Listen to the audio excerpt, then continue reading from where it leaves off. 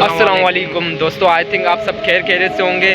तो ये आप सबसे पहले ऊपर पिक में देख सकते हैं इस मासूम सी बच्ची को कराची के शहर मनसरा में कल रात 2 बजे आँख में हवाई फायरिंग की वजह से आँख में गोली लगी थी और बहुत ही बेदर्दी के साथ गोली लगी थी। भाई ये लोग तो शपाटर बंदे कराची वाले 125 निकालते हैं,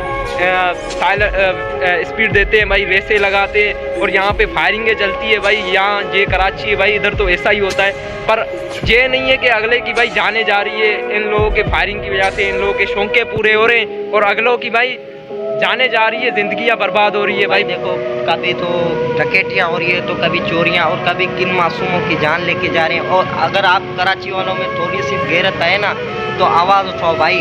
अगर आप लोगों में गैरत नहीं है तो हमें बताओ, हम आएंगे वहाँ पे धरने लगाएंगे भाई, हम आएंगे यार, धरने लगाएंगे। हम